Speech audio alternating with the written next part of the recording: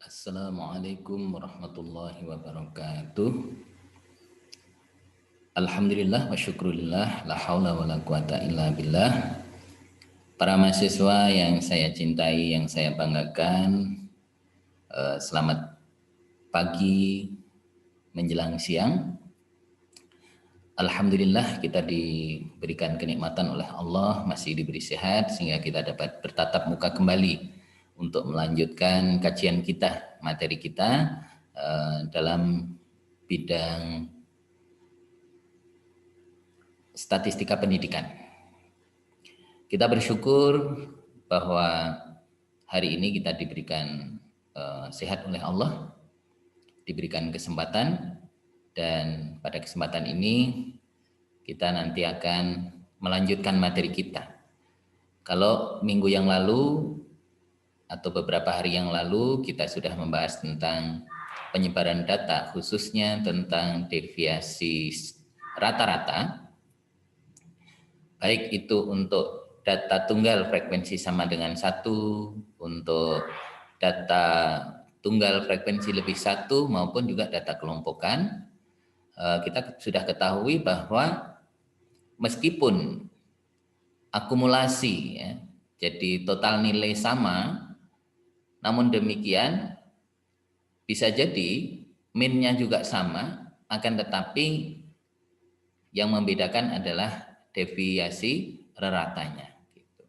Nah, kita tahu bahwa deviasi rerata itu untuk melihat bagaimana penyebaran data yang ada, sebaran sebuah data dari satu variabel, di mana di dalamnya kita bisa mengetahui apakah data yang kita analisis itu cenderung heterogen atau cenderung homogen.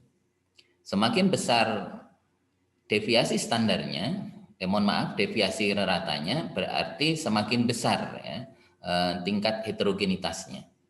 Tetapi kalau semakin kecil berarti semakin homogen datanya.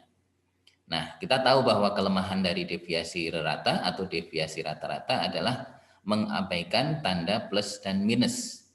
Kita tahu tanda plus dan minus tetap ditulis, tetapi hanya digunakan untuk menunjukkan selisih di atas rata dan selisih di bawah rata. Nah, saudara-saudara yang dirahmati Allah Subhanahu wa Ta'ala, dengan demikian di dalam logika matematik, ketika tanda plus minus itu diabaikan, itu berarti itu tidak logis ya. Secara matematik itu tidak bisa dipertanggungjawabkan. Oleh karena itu, para ahli memberikan solusi, yaitu menemukan rumus baru yang digunakan untuk mengatasi problem yang didapat dalam deviasi rata, yaitu dengan deviasi standar atau sering disebut dengan standard deviation. Nah, oleh karena itu pada kesempatan hari ini kita akan bahas tentang deviasi standar. Oleh karena itu, apa sih deviasi standar itu? Bagaimana cara kerjanya? Maka pada kesempatan ini akan saya berikan tutorialnya, bagaimana kita melakukan analisis secara manual, ya, tentang deviasi standar. Baik.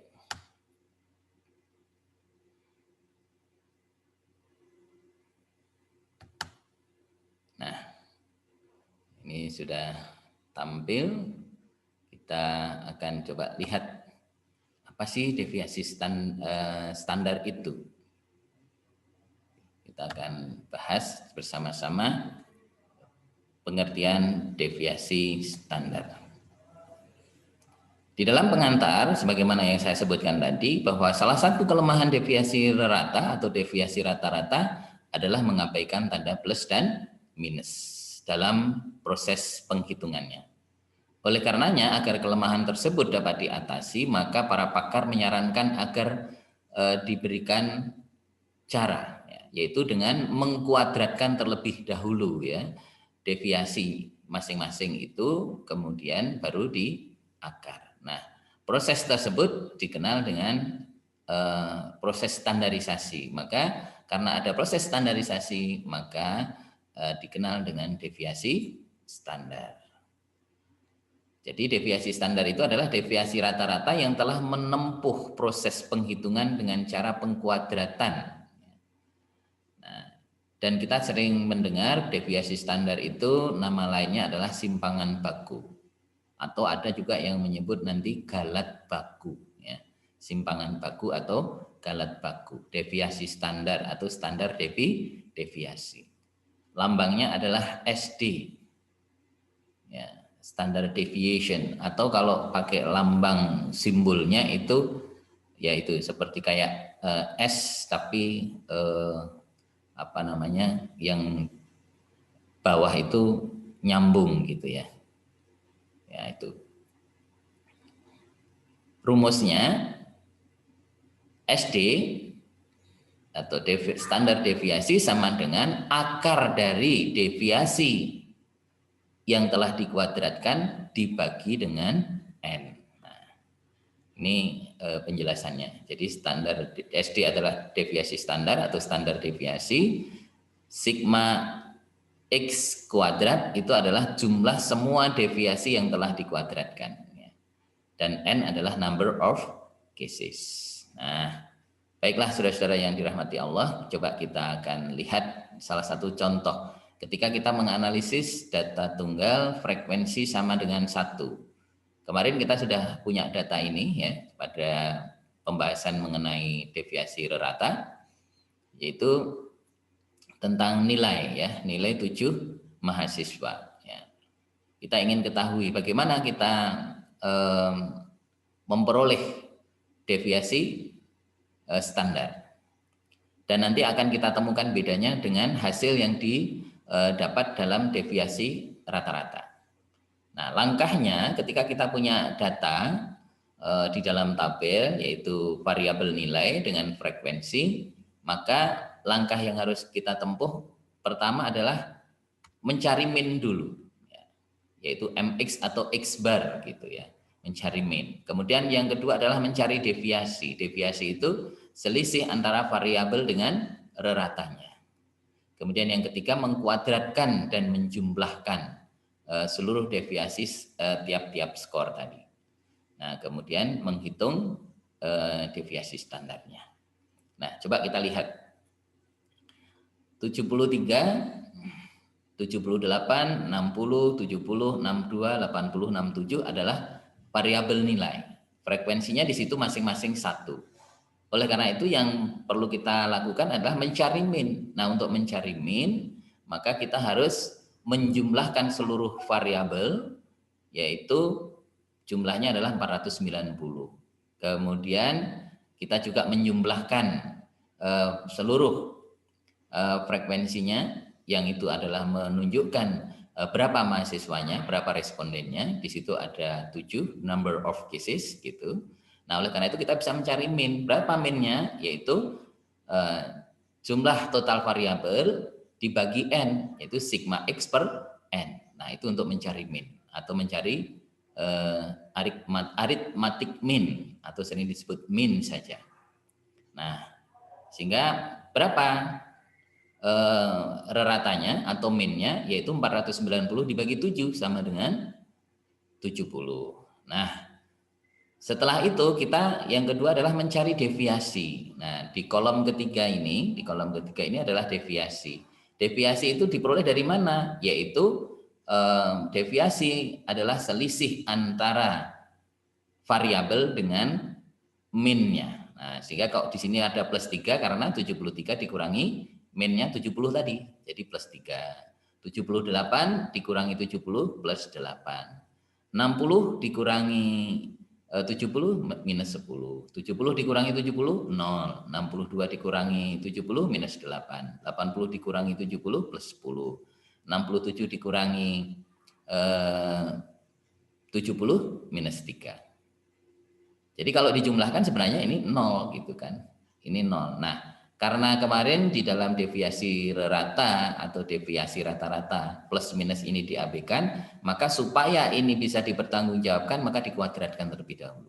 Nah, ini plus 3 kuadrat sama dengan 9, plus 8 kuadrat sama dengan 64, Minus 10 kuadrat 100. 0 kuadrat ya 0. Minus 8 kuadrat sama dengan 64. Plus 10 kuadrat sama dengan 100. Kemudian minus 3 kuadrat menjadi 9. Sehingga totalnya jumlah total deviasi tiap-tiap skor yang telah dikuadratkan maka adalah 346. Nah, dengan demikian kita sekarang sudah bisa tahu, kita akan bisa menghitung berapa deviasi standarnya. Nah, rumusnya adalah sebagai berikut. SD sama dengan akar dari jumlah total deviasi tiap-tiap skor yang telah dikuadratkan dibagi N sama dengan SD sama dengan akar dari 346 dibagi 7 sama dengan SD sama dengan akar 49,42857143. SD sama dengan berapa? Akar dari 49,42 sekian-sekian yaitu 7,0305456. Kalau kita ingin membulatkan 2 digit di belakang koma, nah 2 digit di belakang koma kita lihat di sini. 2 digit kan di sini ya, 03. Kita lihat 2 angka di belakangnya, 0,0 dan 5 berarti kurang dari 50, maka tetap jadinya.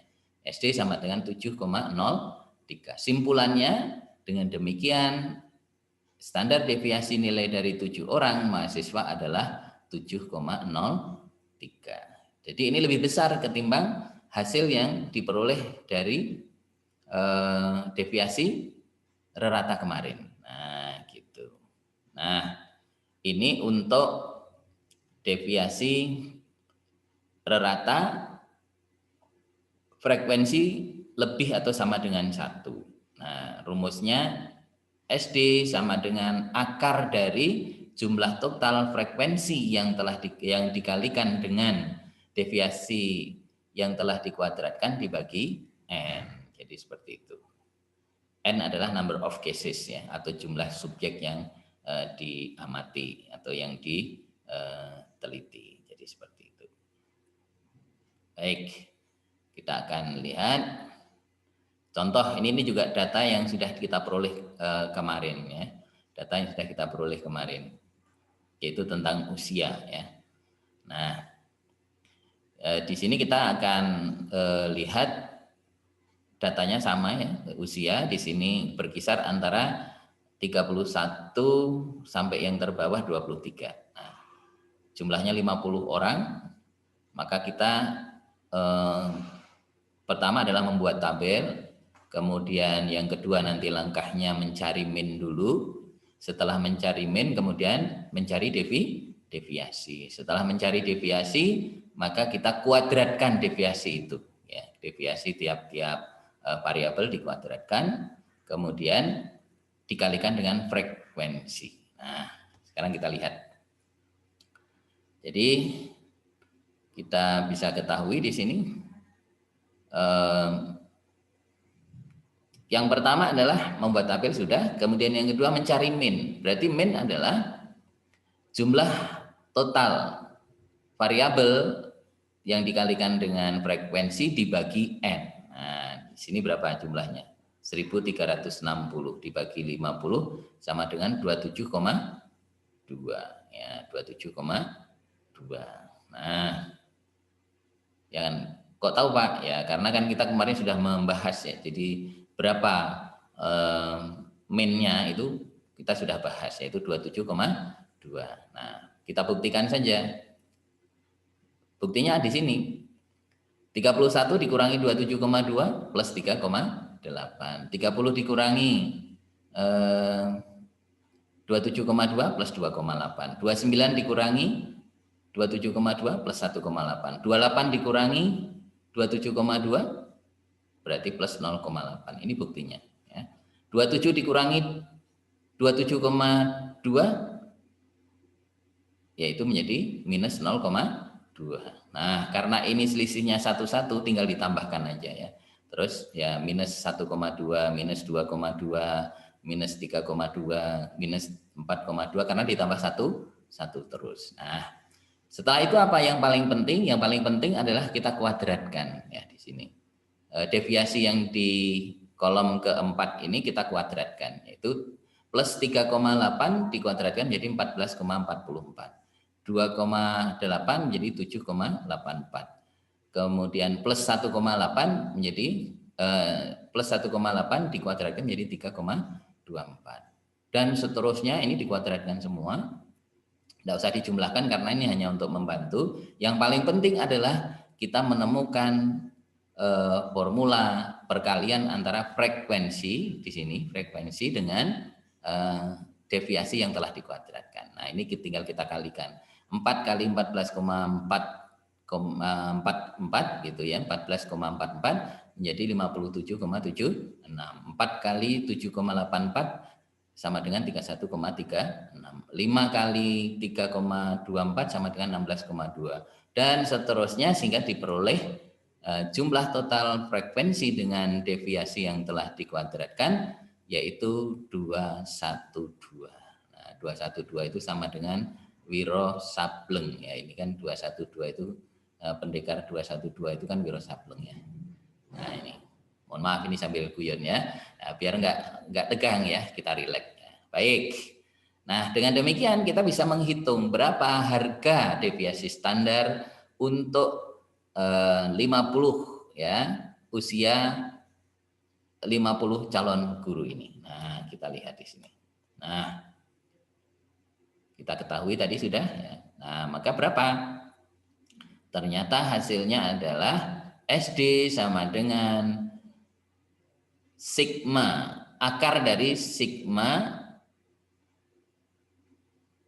fx kuadrat ya dibagi n, yaitu akar dari 212 dibagi 50 sama dengan akar dari 4,24 sama dengan berapa? 2,059126026. Jadi deviasi standarnya adalah 2,06. Jadi lebih tinggi dibandingkan hasil yang diperoleh dari deviasi rata-rata kemarin. Dengan demikian kita bisa menarik sebuah kesimpulan di sini, hasil yang diperoleh dari deviasi rata dengan deviasi standar lebih akurat deviasi standar. Namanya saja sudah distandarisasi, sudah memenuhi kriteria matematik. Segala plus minus sudah diperhitungkan, sudah distandarisasi. Segala sesuatu yang sudah distandarisasi itu pasti hasilnya akan jauh lebih baik. Fahim tuh? Alhamdulillah ya, baik. Fahimna ya, baik. Nah, ini untuk menghitung data kelompokan ya. Ini ada 2 rumus ya, ada 4 rumus sebenarnya sih. Ini cara kasar ya, jadi kasar ini semuanya nanti dicoba dikalikan gitu ya. Ini dengan data yang asli gitu. Nah, kemudian ada juga ini untuk contoh ya, data kasar gitu. Nah, ini tinggal dikalikan. Tapi kalau di sini karena ini pakai rumus kasar berarti apa? Ini angkanya menjadi besar-besar ya. Jadi kita lihat di sini. Nah, ini menjadi sangat besar. Nah, kita tinggal substitusikan n-nya sama dengan 60 jumlah frekuensi dikalikan dengan X itu lambang apa di sini kalau untuk data kelompokan? X itu adalah lambang midpoint. Beda dengan data tunggal. Kalau data tunggal X itu melambangkan variabel. Oke, baik. Kita lihat di sini. Nah, ternyata N sama dengan 60 jumlah frekuensi yang dikalikan dengan midpointnya adalah 1773. Kemudian jumlah total frekuensi yang dikalikan dengan variabel yang telah dikuadratkan menjadi 56981. Nah, ini. Jadi ini kita bisa lihat 6438 itu sebenarnya sama ya, sama dengan perkalian dari 46 kali 138. 138 itu gambarannya ya. Jadi itu sebenarnya bisa dengan beberapa cara ya. Jadi umpamanya contoh ya, kalau kita lihat di situ, kalau kita pakai kalkulator umpamanya ya, kalkulator umpamanya, mohon maaf, ini kita lihat, kita pakai kalkulator,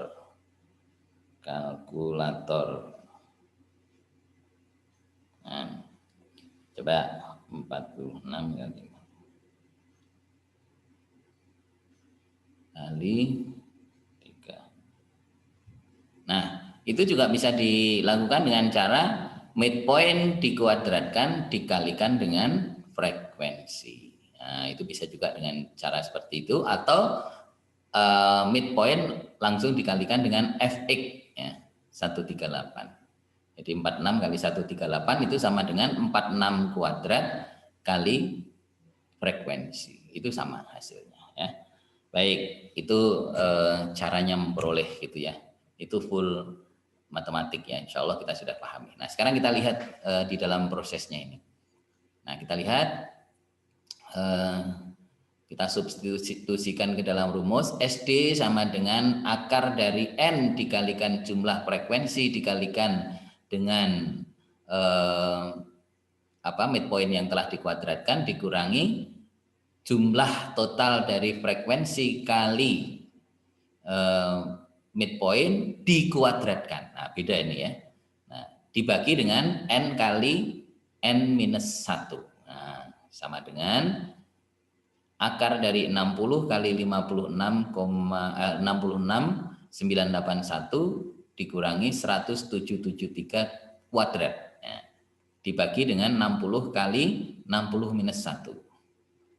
Nah, sama dengan akar dari 3418860 dikurangi 1773 kuadrat sama dengan 3143529 dibagi 60 kali 59. Sama dengan berapa? Yaitu sama dengan akar dari 275331 dibagi 3540 sama dengan akar dari 77,7777 11.864 sehingga diperoleh angka berapa SD-nya, yaitu 8,8191336667. Kalau dibulatkan 2 digit di belakang koma, ya kita ingat ya, 2 digit di belakang koma berarti kita lihat di sini 81, 2 angka di belakangnya kita lihat, oh 2 angka di belakangnya adalah 91. 91 berarti lebih dari 50, maka menjadi 8,82. Nah, itulah saudara-saudara yang dirahmati Allah, mudah untuk mencari deviasi standar. Mudah-mudahan bisa dipahami dengan baik ya, insya Allah. Nah, saudara-saudara yang dirahmati Allah Subhanahu Wa Taala, kita coba lihat lagi ya, kita lihat lagi contoh yang kedua ya. Kita lihat contoh yang kedua. Nah, ini contoh yang kedua untuk deviasi standar dengan rumus yang lain. Ya, rumusnya bisa dengan cara ini ya. Akar dari sigma fx kuadrat per n sama dengan, atau juga menggunakan rumus I kali akar dalam kurung sigma fx aksen kuadrat dibagi n dikurangi sigma fx aksen dibagi n dikuadratkan. Nah, atau juga bisa menggunakan akar dari sigma x kuadrat per n dibagi mx kuadrat. Nah, atau juga bisa menggunakan akar dari n kali sigma x kuadrat ya. Sigma x kuadrat itu maksudnya midpoint yang telah dikuadratkan, kemudian dikurangi sigma x kuadrat dibagi n kuadrat. Atau sama dengan juga bisa menggunakan rumus 1/n dikalikan dengan akar n kali sigma x kuadrat dikurangi sigma x dikuadratkan. Maka hasilnya insya Allah akan sama. Nah, ini contoh ya, contoh kalau kita menggunakan rumus yang lain. Nah, di sini kita menggunakan x aksen, yaitu midpoint buatan. midpoint buatan gitu. Midpoint buatan kita lihat dulu ya, ketika kita mencari, kita dasarnya adalah pada frekuensi terbanyak. Nah, kita midpoint frekuensi terbanyak ini kita berikan titik 0, berarti di atasnya kita tanda positif, di bawahnya tanda negatif. Nah, setelah itu kemudian setelah seperti ini kita coba untuk ini ya, kita kalikan dengan frekuensinya ya. Jadi X aksen dikalikan dengan frekuensi, sehingga 1 kali plus 5 plus 5, 2 kali plus 4 plus 8, 3 kali plus 3 plus 9, 4 kali plus 2 plus 8, 5 kali plus 1 plus 5, 10 kali 0, 0, 5 kali minus 1 minus 5, 4 kali minus 2 minus 8, 3 kali minus 3 minus 9, 2 kali minus 4 minus 8, 1 kali minus 5 minus 5. Ini kalau dijumlahkan pasti 0 gitu ya. Kemudian X aksen dikuadratkan. Jadi X aksen itu di sini ya. Nah ini. Plus 5 dikuadratkan 25 ya. Jadi di sini pun nanti tanda plus maupun minus kalau dikuadratkan menjadi positif. Nah, ini sudah ketemu ya.